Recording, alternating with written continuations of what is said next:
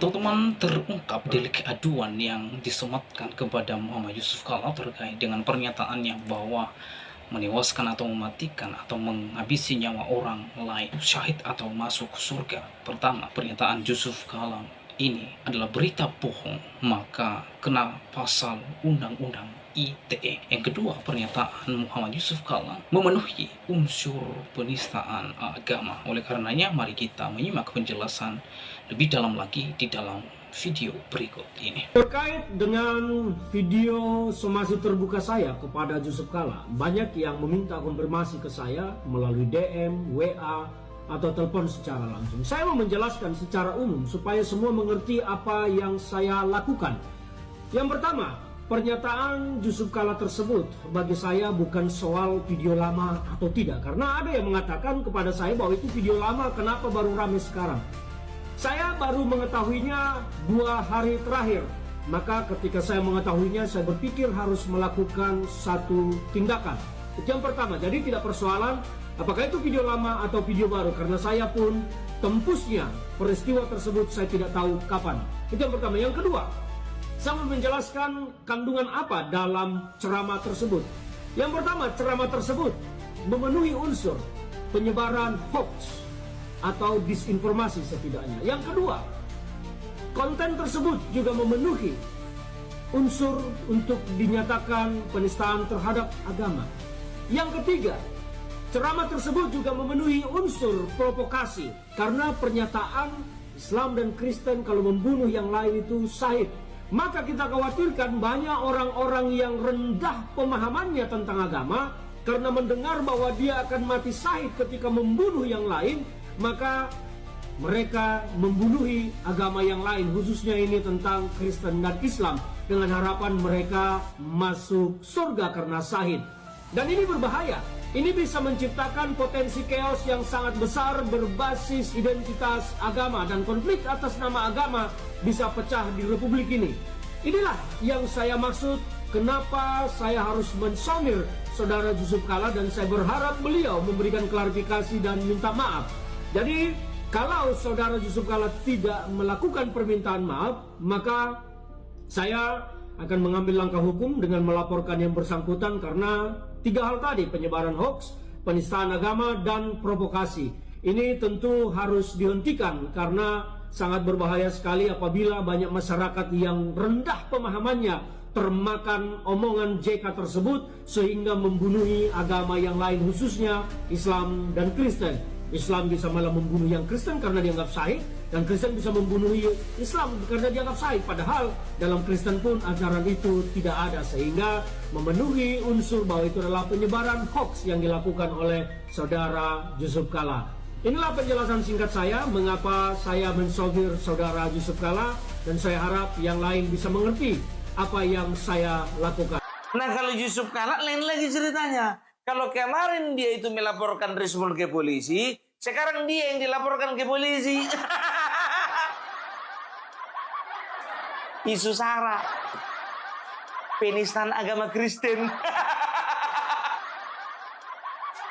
Banyak organisasi Kristen gak terima, dikatakan katanya dalam ajaran Kristen, kalau membunuh orang yang beragama lain itu mati syahid.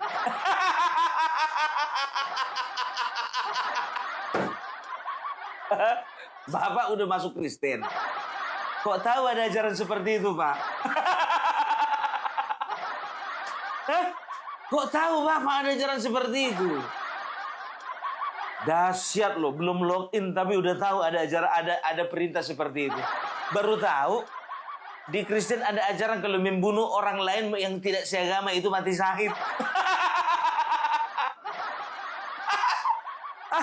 Ngadi-ngadi loh, Pak. Aduh, ini berbuntut beberapa organisasi Kristen, ya. Ada GAMKI, ada Asosiasi Pendeta Indonesia, ada aliansi, bukan cuma Kristen, tapi ada Aliansi Pemuda Indonesia, melaporkan Bapak ini ke kantor polisi. Aduh. DPP Gerakan Angkatan Muda Kristen Indonesia, Dewan Pakar Majelis Umat Kristen Indonesia, DPP Asosiasi Pendeta Indonesia, Badan Kerjasama Gereja dan Lembaga Kristen Indonesia terkait pernyataan Bapak Yusuf Kala dalam ceramahnya yang menyinggung ajaran agama Kristen. dan kami menyatakan sikap. Satu, menyatakan bahwa agama Kristen tidak pernah mengajarkan membunuh orang Islam akan sahih masuk surga. Justru agama Kristen mengajarkan untuk mengasihi sesama manusia, Betul. bahkan musuh sekalipun. Dua, mengecam keras pernyataan Bapak Yusuf Kalla yang menyakiti hati kami umat Kristen dan menimbulkan kegaduhan di tengah masyarakat. Tiga, maka bersama ini kami yang terdiri dari berbagai lembaga Kristen dan organisasi masyarakat akan melaporkan Bapak Yusuf Kalla ke Kepolisian Republik Indonesia. Nggak tenang kau makan, nggak tenang kau tidur, kawan. Nggak tenang tidur, nggak tenang makan, nggak tenang juga scroll TikTok. Aduh Bapak, makanya aku bilang jangan sok tahu. Kemarin ada video beredar, kau mengatakan bahwasanya Ahok itu orang berbahaya. Ternyata kau lebih jauh berbahaya daripada Ahok. Kemarin ada videonya di Kick Andy mengatakan Ahok minta perlindungan sama dia, ya kan? Waktu isu-isu kemarin Ahok penistaan agama. Nah sekarang dia lebih parah daripada Ahok. Udahlah Bapak, ya tapi itulah ya. Kalau aku sih yakin ya ini akan menguap begitu saja. Nggak pun dia minta maaf, menguap begitu saja. Kita kan udah sering kan mendengar pernyataan-pernyataan politisi seperti ini kan. Walaupun mengandung sara kayaknya biasa aja. Mimpi kalau mau menyeret dia ke masalah hukum deh. Bung Parvela berarti tidak percaya kepada kepolisian? Percaya. Sangat percaya.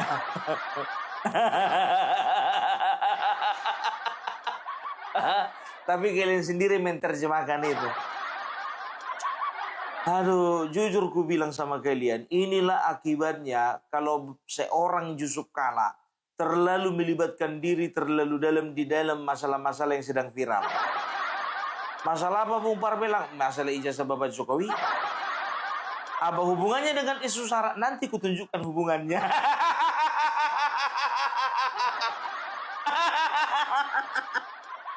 Nanti kutunjukkan hubungannya.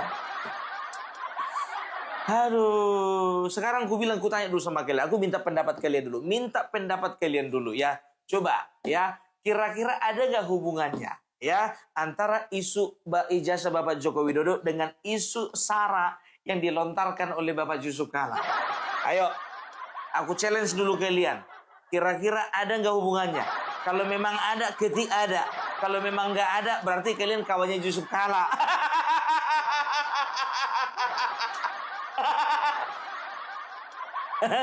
Kalau aku secara pribadi loh, secara pribadi ada hubungannya. Ya nanti ku terangkan sama kalian ya. Tapi kalian jawab dulu. Kalau kalian nggak jawab, ku biarkan video ini membisu 5 menit.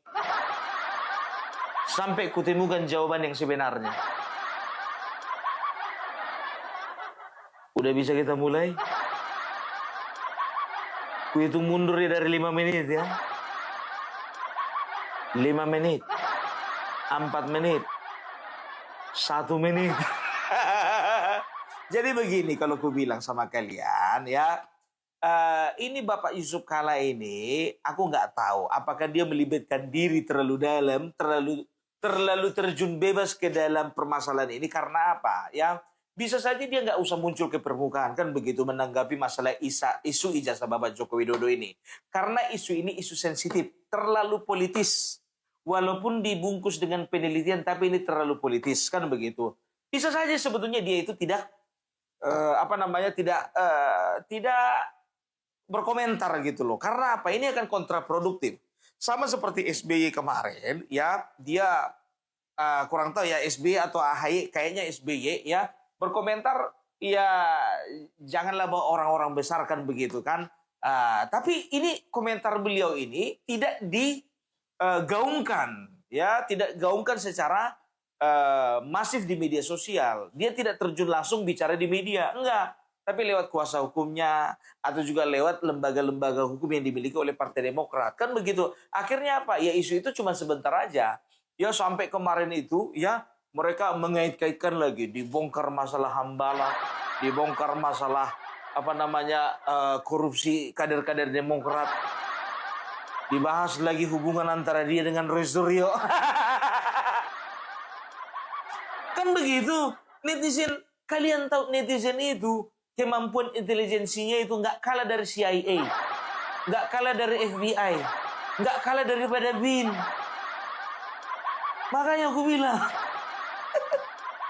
nah begitu juga Bapak Yusuf Kalla harusnya ya biarkan aja ya kuasa hukumnya. Kalaupun yang melaporkan, kuasa hukumnya aja lapor, nggak usah Bapak Yusuf Kalla. Atau bisa lapor, tapi nggak usah bikin pernyataan di media. Karena apa? Bapak bakalan kena batunya. Yang pertama, ya laporan Bapak itu ya dikatakan itu terlalu prematur. Karena apa? Kalau yang berbicara tentang pencemaran nama baik, ini dari pihak Rismond yang mengatakan lebih baik disomasi dulu. Kalau tidak ada klarifikasi dari si Rismond, baru lapor polisi. Tapi kalau ada klarifikasi dari Rismond, ya oke, bisa diselesaikan dengan cara minta maaf. Kan begitu. Atau didudukkan dalam satu forum atau dalam satu diskusi, ya dalam satu pertemuan menyatakan, kasih kesempatan kepada pihak Rismond untuk memberikan keterangan penjelasan itu AI atau bukan. Kan begitu. Nah ini enggak, langsung main lapor aja. Nah sekarang netizen bukannya bukan netizen yang gampang untuk dijinakkan. Apalagi Bapak mengatakan bahwasanya Bapak Joko Widodo harus menunjukkan ijazahnya kepada masyarakat umum. Pernyataan itu Pak kontraproduktif Pak, sama seperti yang dinyatakan Megawati. Ketika Megawati kalau menyatakan dia kan, ya udah gampang aja. Ya kalau memang ijazahnya asli, boleh tunjukkan saja. Akhirnya apa? Netizen banyak mendukung Megawati, no. Ya, lagian jujur aja Pak, aku bilang sama Bapak, kemarin Bapak itu ya, Bapak kan pernah jadi wakilnya Joko Widodo kan, sedangkan Megawati yang nggak pernah jadi wakilnya Joko Widodo, bikin sebentar dulu Bung Parbela, kau ini kayaknya salah urut kau. Gimana ceritanya Megawati wakilnya Jokowi? Ketua umum dia, kau rusak harkat dan martabatnya. Jadi begini, ya kan kalian kan dulu kan pernah berpasangan tahun 2014, ya kan? Nah, itu ada videonya beredar Pak JK, ya, ketika kalian sama-sama menyerahkan berkas ke KPU. Di dalam video tersebut ada jelas di situ ada Puan Maharani. Mau menyangkal kau? Ini lihat videonya ini, nah. Urusan ijazah bener apa enggak? Lah kok susah amat ya? Kan kalau ada ijazah ya udah aja dong. Kasih aja. Ini ijazah saya. Sebenarnya untuk kita stop lah ini perkara dengan cara tinggal Pak Jokowi memperlihatkan ijazahnya kan. Ya. Nah, ini Bapak nggak lihat ijazah Bapak Jokowi? Kalian nggak sama-sama kemarin ke KPU? Sebagai seorang negarawan bukannya menenangkan malah memperkeruh suasana. Kenapa pernyataan Bapak sama-sama dengan pernyataannya Roy Suryo, Ahmad Kozinudin, Tifa, dan juga Rismond sebelum bertobat? Ini bikin masyarakat jadi curiga, Pak. Hah? Tapi Bapak seorang negarawan. Sedangkan Bapak Joko Widodo sendiri pun juga sudah menanggapi. Demikian tanggapan beliau. Kalau diminta hakim untuk menunjukkan ijazah asli, akan saya tunjukkan. Baik SD, SMP, SMA, S1, semuanya akan saya tunjukkan. Pak, jika yang meminta Pak Jokowi untuk menunjukkan ijazah aslinya seperti apa? Itu juga serahkan pada proses hukum yang ada. Dan memang mestinya yang menuduh itu yang membuktikan. Bukan saya disuruh menunjukkan. Nanti semua orang bisa menuduh dan suruh menunjukkan buktinya yang dituduh. Balik-balik. Ini kan sudah hampir 1 tahun. Segera P21 dan diserahkan kepada pengadilan untuk nanti kita bisa menunjukkan mana yang benar, mana yang nggak benar. Kalau diminta hakim untuk menunjukkan ijazah asli, ya akan saya tunjukkan. Baik SD, SMP, SMA, S1, semuanya akan saya tunjukkan. Jangan lupa Pak, nanti persidangan bawa si Rismon ya Pak. Katanya kan dia mau jadi saksi mahkota Pak. Biar terbongkar soal semuanya Pak. Kalau bisa, kalau perlu ada rekamannya Pak.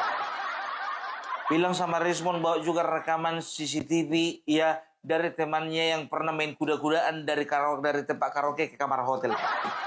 Bawa itu Pak. Mohon linknya kirim sama saya Pak.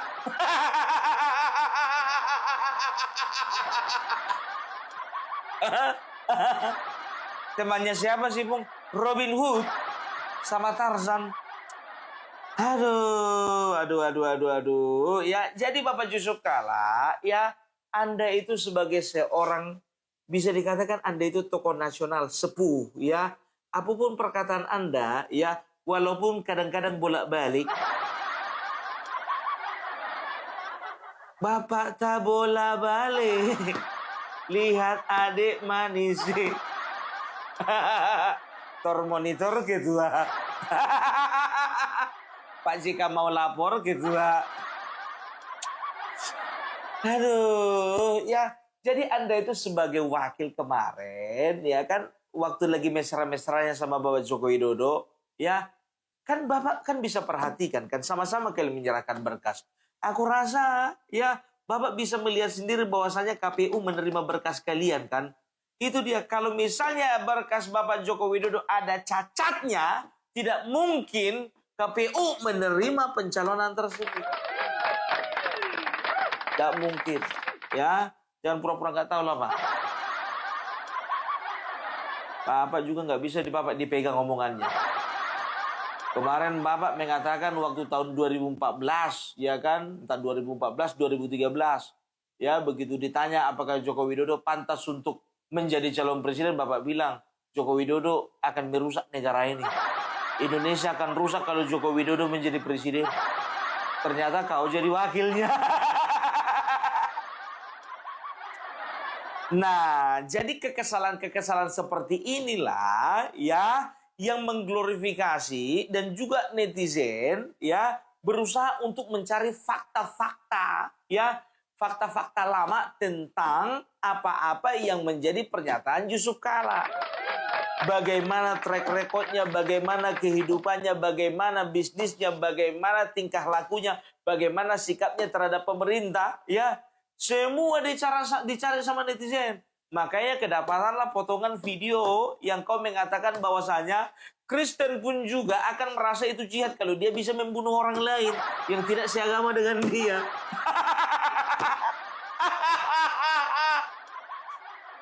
Nah, itulah video itulah yang menjadi dasar bagi banyak orang, terlebih lagi kaum minoritas, terkhususnya lagi umat Kristen marah.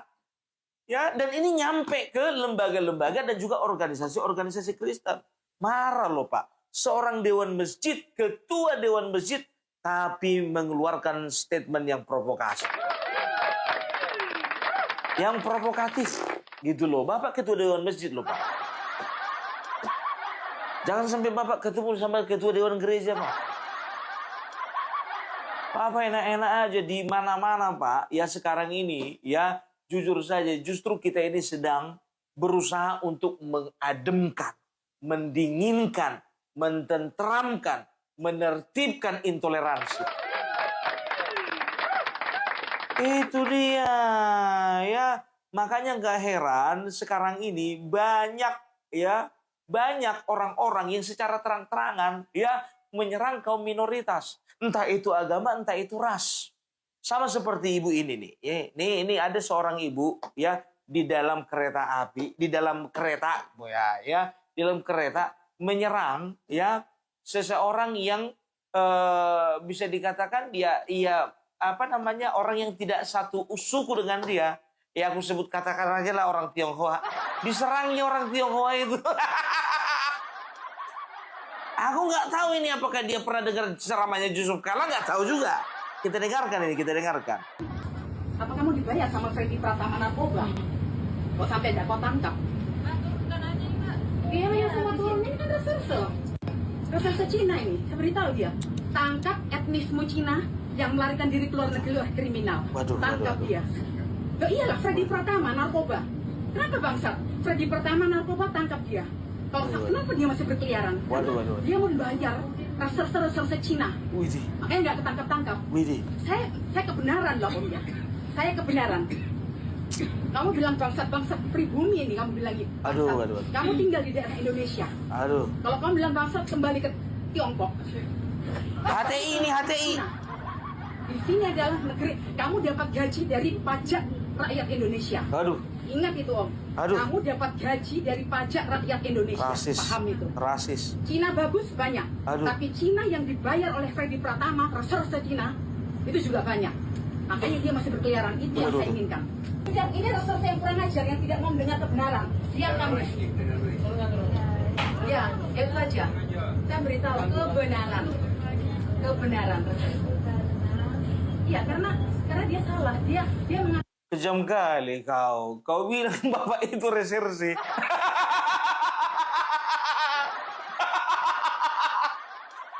Aduh, parah ini. Kau bawa etnis Tionghoa. Ini kurang ajar ini ku bilang. Inilah orang-orang yang mendapat paham radikalisme. Ini berbahaya ini Bapak Ibu. Aku nggak tahu ya dia ini pernah mendapat ceramahnya Yusuf Kala atau nggak tahu aku. Aduh, keterlaluan ini, keterlaluan. Tapi jujur aja aku bilang ya, minta maaf sebelumnya ya. Setelah ku teliti Opung Parwela kan nggak mau ya, hanya mencomot satu video tanpa aku melihat referensi lainnya. Ternyata ibu ini dalam gangguan jiwa. Anaknya kemarin minta maaf. Dengarkan ini, minta maaf katanya. Minta maaf ibu saya dalam masih dalam proses pengobatan. Kamu reserse muda sudah bersifat seperti ini. Apalagi kalau kamu jadi tua. Tidak pantas reserse muda seperti ini, tidak sopan. PTDH kamu ya, pecat tidak dengan hormat kode etik. Assalamualaikum warahmatullahi wabarakatuh. Saya selaku anak mewakili keluarga besar mengucapkan permohonan maaf kami sebesar-besarnya untuk kakak yang ada di video dan juga untuk seluruh masyarakat Indonesia atas viralnya sikap dan perilaku ibu kami yang viral beberapa hari terakhir ini. Kami mengakui ibu kami memang sedang dalam tahap pengobatan dengan adanya masalah mental yang dialami. Tidak heran ibu kami memang selalu bersikap emosional seperti itu. Kami pun dari pihak keluarga selalu merasakan hal seperti yang kakak rasakan di rumah. Untuk itu kami mewakili keluarga mohon maaf sebesar-besarnya atas viralnya sikap ibu kami di sosial media tersebut. Terganggu dia gara-gara suara motor itu. Kesal kali dia sama suara motor itu.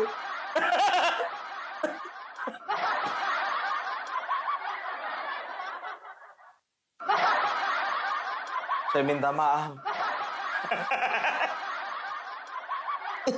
Aduh. Tapi itulah dia. Aku nggak tahu ya. Aku nggak tahu kebenarannya. Apakah memang ibu ini dalam kondisi gangguan jiwa, gangguan mental, ya, dalam proses pengobatan aku nggak tahu. Apakah juga anaknya ini berusaha untuk menutup-nutupi, ya, bahwasanya ibunya ini memang punya sifat rasis seperti itu. Nggak tahu juga, ya. Nah, karena dia ingin menyelamatkan ibunya, saya kurang tahu juga, ya. Tapi kalau misalnya ini dibawa ke pihak yang berwajib, diuji mentalnya, keluar hasilnya bahwasanya ibu ini memang betul-betul ya terganggu jiwanya, terganggu mentalnya, bisa kita terima. Tapi kalau memang betul-betul tidak mengalami gangguan jiwa dan memang otaknya memang sudah dipenuhi kebencian dengan etnis lain dan juga agama lain, nah ini yang berbahaya. Ya, aku nggak tahu ya. Tapi kok Pak, tapi kayaknya ini anak ibu itu nih. Karena apa? Dia sama-sama pakai baju hijau. Aduh, kalian masih ingat 25 Agustus kemarin demo ada ibu-ibu pakai pakai kerudung pink. Banyak orang menganggapnya pahlawan kan begitu kan. Tempo menganggapnya mengangkat dia menjadi pahlawan, masuk ke dalam cover majalahnya. Ternyata udah gizi. Aduh. Nah, hal-hal yang seperti ini nih yang bisa merusak, ya kan, kerukunan umat beragama. Karena apa? Apalagi Anda sebagai ketua dewan masjid, Anda sebagai tokoh muslim, Anda sebagai tokoh terkenal, Anda sebagai tokoh nasional, jangan nanti Anda menjadi tokoh pemecah belah. Gitu loh, bahaya ini. Karena apa? Ya, ini orang-orang yang pendidikannya rendah, orang-orang yang masih dipenuhi dengan kebencian oleh karena organisasinya dibubarkan. Organisasi apa sih yang dibubarkan? Yang dibubarkan Jokowi? Yang merasa perjuangannya itu dihalang-halangi pemerintah? Nah, sebentar lagi justru mereka akan mulai berani. Ya, mereka akan mulai terang-terangan gitu loh. Menuduh kau Batak, kau Cina, kau Kristen, kau Hindu, kau Buddha, kau minoritas. Itu yang nggak boleh. Dan juga Bang Adi Armando pun juga mengatakan bahwasanya ya yang bernama Yusuf Kala ini punya masalah dengan dengan kenon Kristen, punya problematik terhadap orang-orang non Islam. Aduh, ini kacau ini. Pak JK itu terkenal memang agak bermasalah tuh. Dalam hal cara pandang dia mengenai non Islam ya. Saya pernah lihat sebuah video, walaupun ini belum menjadi bukti yang konklusif ya, bahwa dia pernah dulu di zaman dia, saya lupa apakah di saat dia masih menjadi mahasiswa atau menjadi tokoh masyarakat yang dipanuti oleh para mahasiswa, itu memang terlibat dalam rangkaian aksi yang menyebabkan terjadinya rangkaian pembakaran gereja di daerah Sulawesi Selatan di masa lalu ya. Saya lupa ke tahun 60-an 70-an. JK belakangan membantah bahwa itu adalah sesuatu yang pembakaran itu karena dia gitu, bukan karena diperintah oleh dia. Tapi dia memang bicara dalam sebuah proses yang ujung-ujungnya terjadi pembakaran gereja. Nah, dia memang agak problematik nih orang ya, karena dia adalah tokoh Islam yang kadang-kadang tipe tokoh Islam yang kadang-kadang tuh membangun narasi tentang adanya pertarungan antara Islam dan Kristen gitu loh. Antara Islam dan non-Islam, juga kepada Tionghoa, ya, dia agak-agak negatif tuh cara pandang dia mengenai keberagaman, terutama mengenai tadi Kristen, mengenai Tionghoa. Ini yang kita minta agar orang seperti Pak JK ya lebih negarawan lah, kan dia sering disebut negarawan kan. Iya. Nah, kalau dia yang negarawan aja justru mengatakan orang Kristen itu memang diperintahkan untuk membunuh orang Islam, atau sebaliknya orang Islam diperintahkan membunuh Kristen, itu kan bahaya. Benar. Bagaimana kalau orang betul-betul percaya akhirnya? Terhasut. Jadi kalau tiba-tiba ada yang pakai kalung salib terus bunuh gitu. Kan, betul. Ngeri. Dan itu kan memang seperti kamu bilang, sejalan dengan apa yang kamu peroleh ketika kamu SMP dulu. Jadi ini real ada nih. Nah, makanya Pak JK justru seharusnya menjadi orang yang mengingatkan kelompok-kelompok yang konservatif, radikal ini untuk jangan gitulah. Kita adalah bagian dari umat manusia yang sama. Betul. Sama-sama ciptaan Tuhan kok. Masa saling bunuh? Betul.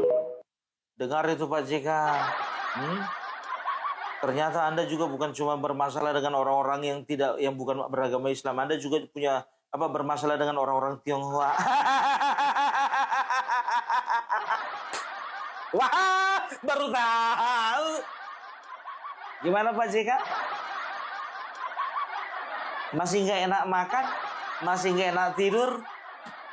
Nah, ini makanya aku bilang inilah kekuatan netizen. Jangan pernah menganggap bahwasanya ya kebusukanmu itu ya itu akan tertutupi selama-lamanya. Enggak.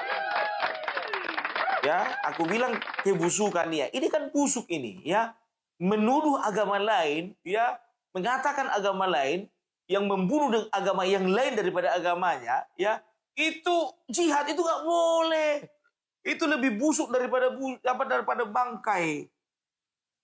Itu loh, sementara kitab suci sendiri mengatakan, aku yakin Pak JK, aku yakin di dalam Alkitab, di dalam Injil, di dalam Al-Quran, di dalam Tripitaka, di dalam Weda, di dalam kitab-kitab agama-agama kepercayaan, tidak pernah ada yang mengajarkan tentang pembunuhan. Lebih sadis lagi, tidak ada pernah mengajarkan kalau membunuh orang yang lain dari agamanya itu adalah sesuatu yang dibenarkan. Tidak. Tapi kalau misalnya ada sejarah dalam kitab-kitab tertentu, ya, sejarah yang berbicara tentang bagaimana konflik terjadi antara satu umat dengan umat yang lainnya, itu dalam situasi perang, itu lain cerita, Pak. Contohnya berbicara tentang perang salib. Contohnya bicara tentang perang apa lagi ya? Aduh, nggak enak ngomongnya nih. Itu zaman dulu, Bapak. Tapi kalau kita sudah berbicara tentang Bhinneka Tunggal Ika, bicara tentang NKRI, berbicara tentang Pancasila, itu sudah tidak dibenarkan lagi. Itu kan sejarah yang harus dipelajari supaya apa? Supaya kita sebagai umat beragama ya tidak melakukan hal yang sama, tidak melakukan kesalahan yang sama. Begitu Pak JK. Bapak belajar dulu lah, Pak. Aku sarankan, Pak, kalau ingin komentar tentang agama Kristen, tentang ajaran agama Kristen, Bapak masuk Kristen dulu. Ya, Opung Parbelak tidak pernah mengomentari ajaran agama Islam, tapi Opung Parbelak Opung Parbelak juga tidak pernah ya terlalu mengomentari ajaran agama Buddha, ajaran agama Hindu, ajaran agama Katolik, ajaran agama Kristen, ajaran agama kepercayaan. Opung Parbelak nggak pernah. Karena apa? Karena Opung Parbelak meyakini bahwasanya ya apapun ajaran agamanya pasti itu kan membawa kita kepada mengajarkan manusia kepada kebaikan. Aku gak akan pernah tergoda membahas masalah-masalah, justru ya seringkali di dalam diskusi-diskusi agama, Opung Parbelak itu selalu memberikan pertentangan dengan pemahaman orang yang seagama dengan Opung Parbelak yang tidak sesuai dengan kebenaran yang sesungguhnya. Begitu ada aturan-aturan organisasi keagamaan tertentu yang diciptakan oleh manusia, tetapi itu bukan perintah Allah, bukan perintah Tuhan. Itu yang aku pertentangan gitu loh. Walaupun mereka ini seagama dengan Opung Parbelak. Tapi kalau untuk mengomentari agama orang lain, apalagi sok-sok tahu dengan ajaran agama orang lain, udah sok tahu salah lagi. Masuk dulu Bapak ke agama Kristen, Pak, baru komentari.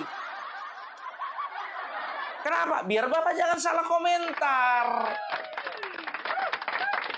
Begitu dong. Ya, ini Bapak harus belajar dengan orang ini. Ada salah seorang ya yang sedang dakwah di sebuah masjid yang dimana 80% umatnya itu adalah umat daerah tersebut adalah umat Kristen, di mana dari berapa rumah ibadah di situ ada 8 gereja atau 9 gereja dan hanya 1 masjid. Tapi mereka hidup di dalam kerukunan. Kita dengarkan ini. Tahu nggak sih, di ujung barat Sumatera ada daerah indah dengan muslim hanya sekitar 20%. Saat ini saya sedang menjalankan silaturahmi sebagai Dai 3T di Sipora Selatan, salah satu kecamatan di Kepulauan Mentawai, Sumatera Barat. Mayoritas penduduknya beragama Kristen sekitar 80%, sedangkan muslim sekitar 20%. Yang muslim pun didominasi oleh jamaah tabligh dan Muhammadiyah. Di sini toleransi dan hidup berdampingan jadi kekuatan utama. Tugas dakwah bukan hanya tentang ceramah, tapi tentang menghadirkan Islam yang ramah, damai, dan penuh hikmah. Alamnya indah, masyarakatnya hangat, dan perjuangannya pun penuh makna. Khususnya di desa ini terdapat hanya 1 masjid, tapi gereja ada 9. Masjidnya cuma ada 1, tapi gereja ada 9. Tapi luar biasanya toleransinya sangat tinggi dan saling menghargai walaupun berbeda keyakinan. Nah itu dia. Islam bukan hanya berbicara tentang ceramah, tapi berbicara juga bagaimana menghadirkan Islam yang ramah. Ini belajar Bapak ke Pulau Mentawai, Pak. Udah pernah Bapak jalan-jalan ke Pulau Mentawai? Salah satu daerah di Sumatera Barat yang kehidupan toleransinya sangat tinggi. Indonesia harus begitu, Pak. harus bicara tentang keberagaman, kesatuan, dan juga persatuan, bukan berbicara tentang perpecahan. Gitu loh. Bapak hidup di zaman apa sih, Pak? Aduh, susah ya ngomong sama tokoh politik. Bapak sebagai ketua dewan masjid loh, Pak. Ini abang ini bukan ketua dewan masjid, Pak, tapi tahu bagaimana menghargai orang lain. Jadi JK ini dilaporkan sama Aliansi Pemuda Indonesia, ya. Ini videonya, kita dengarkan.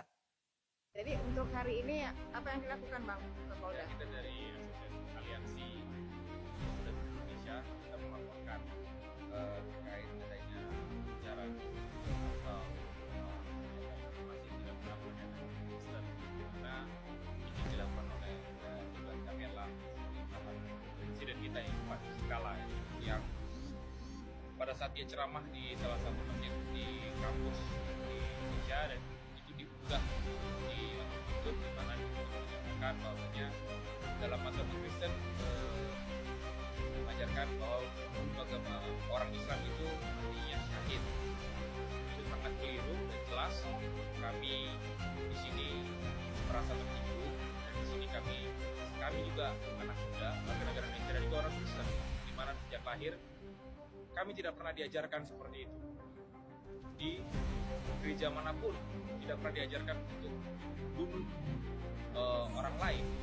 Itu sah, apalagi untuk orang Muslim.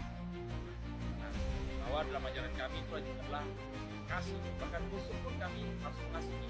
Jika ditampar di kanan, berikanlah bibir kiri. Dia kiri. Itu kami selaku muda dan masyarakat Indonesia juga kami melaporkan ini kepada Polda Metro Jaya agar segera diusut. Apakah maksud ucapan seperti itu untuk apa? Apakah ada maksud lain? Karena ini membuat kericuan di publik, apalagi sekelas seperti Pak Yusuf Kalla yang adalah seorang negarawan, ya. Nah, makanya kami sudah resmi hari ini kami membuka laporan tersebut di Polda Metro Jaya. Apa yang dituntut dari pelaporan ini, Bang? Kami hanya ingin Bapak Yusuf Kalla meminta maaf kepada publik dan khususnya kepada umat Kristen di Indonesia agar hal ini tidak meluas kemana-mana, karena kita tahu sejarah bangsa ini juga kelam terkait SARA, dan tidak ingin ada hal-hal tersebut yang dapat terulang di masa-masa kami.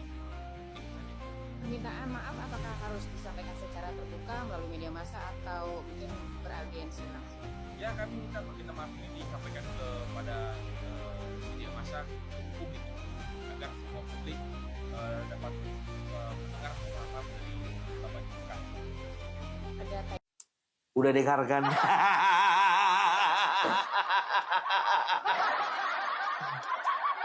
Aliansi Pemuda Indonesia loh, Pak. Bukan dari organisasi agama tertentu. Kemarin ya kan Gamki ketika memberikan pernyataan sikap nomor 3 akan melaporkan JK ke kantor polisi. Ternyata betul-betul dilaporkan ke kantor polisi. Ini videonya, Pak. Udah jelaskan, Pak. Gimana? Masih tenang hidup Bapak? Aduh, jadi itulah ya aku katakan tadi, ada kaitannya antara Pak JK ini masuk terlalu dalam isu ijazah Bapak Joko Widodo yang asli, yang mereka bilang palsu, ya, dengan kaitannya ceramahnya Pak JK ini, kan begitu. Karena apa? Masyarakat akan melihat bagaimana track record Bapak gitu loh, ya. Karena kesal, pencinta Bapak Jokowi, Bapak JK pun juga memberikan komentar yang tidak seharusnya. Seperti itu, ya, maka netizen akan mulai mencari, bergerilya, Pak, gerilya. Dapatlah video Bapak itu, kena batunya lah Bapak. Oke, Pak, sehat-sehat ya, Pak. Kalau Bapak pusing menghadapi orang ini semuanya, Pak, minum aspirin, Pak. Oke, itu Duda Dupung Parabelak, salam NKRI, NKRI harga mati.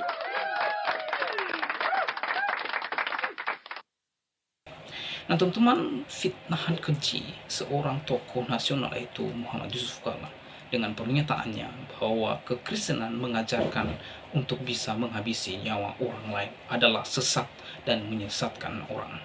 Nah secara harfiah, alkitabiah dan teologis, tuduhan bahwa kekristenan mengajarkan atau menghabisi nyawa orang lain itu syahid adalah merupakan distorsi serius terhadap teks dan makna asli kitab suci, yaitu Alkitab.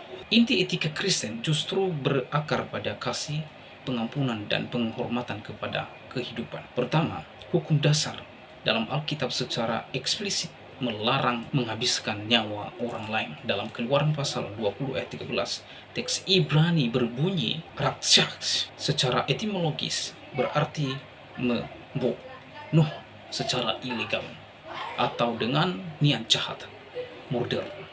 Bukan sekadar membunuh dalam arti umum seperti perang atau hukuman negara.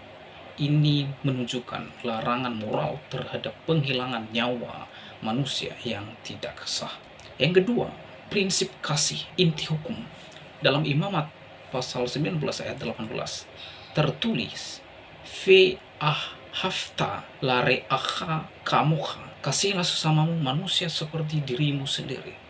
Kata ahaf berarti kasih yang aktif, bukan sekedar emosi, melainkan tindakan nyata yang mengupayakan kebaikan orang lain. Prinsip ini ditegaskan kembali oleh Yesus Kristus dalam Perjanjian Baru.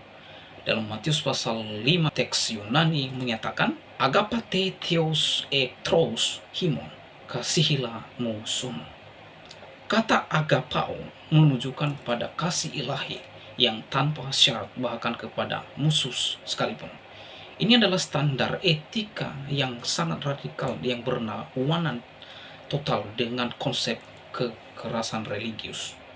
Lebih lanjut dalam Roma 12 ayat 19 di mana Rasul Paulus menulis, pembalasan adalah hakku, aku yang akan menuntut pembalasan, firman Tuhan. Dalam bahasa Yunani, dalam bagian ini, emoi endikesis menegaskan bahwa manusia tidak diberi otoritas untuk membalas dengan kekerasan pribadi. Bahkan ketika Yesus Kristus ditangkap, ia berkata dalam Matius pasal 26 ayat 52, semua orang yang menggunakan pedang akan binasa oleh pedang. Ini merupakan prinsip moral anti kekerasan yang secara teologis Kristen menolak legitimasi kekerasan sebagai ekspresi iman. Secara historis teologis, kekristenan awal justru dikenal karena para martir yang tidak melawan dengan kekerasan, melainkan rela mati demi iman. Kata Yunani yang dipakai martis berarti saksi, bukan pejuang bersenjata. Ini sangat berbeda dengan konsep yang menghabiskan nyawa orang lain dengan syahid. Dengan demikian, tuduhan bahwa kekristenan mengajarkan menghabisi orang lain adalah syahid adalah kesalahan hermeneutik atau penafsiran yang generalisasi falasi. Jika kekerasan yang dilakukan oleh individu yang mengaku Kristen itu adalah penyimpangan praksis, bukan ajaran normatif Alkitab. Secara teologis, pusat iman kekristenan adalah kasih atau agape, bukan kekerasan. Tuhan dalam kekristenan menyatakan diri sebagai kasih. Dalam 1 Yohanes pasal 4 ayat 8, ho theos agape estin, maka menghabiskan nyawa orang lain atas nama iman bertentangan langsung dengan natur Allah itu sendiri. Terakhir, dengan kesimpulan, tidak ada dasar alkitabiah yang sah untuk menyatakan bahwa kekristenan mengajarkan untuk menghabisi orang lain adalah syahid. Itu tidak benar dan informasi tersebut sesat dan menyesatkan. Justru sebaliknya, Alkitab secara konsisten mengajarkan kasih, pengampunan, dan penolakan terhadap kekerasan pribadi. Oleh karena itu, pernyataan tersebut yang dilontarkan oleh tokoh nasional ini, yaitu Muhammad Yusuf Kalla, terhadap iman kekristenan dikategorikan sebagai fitnahan teologis yang tidak berdasar dan termasuk unsur penistaan agama. Jadi oleh sebab itu, saudara, terkait dengan penjelasan saya mengenai ini, bahwa tidak ada dasar satupun di dalam Alkitab yang mendorong atau mengajarkan untuk menghabisi orang lain. Pernyataan Pak JK sungguh sangat menyesatkan dan sesat, dan ini harus diproses secara hukum. Demikianlah video saya kali ini, sampai bertemu di video saya selanjutnya. Tuhan Yesus memberkati kita semua. Shalom.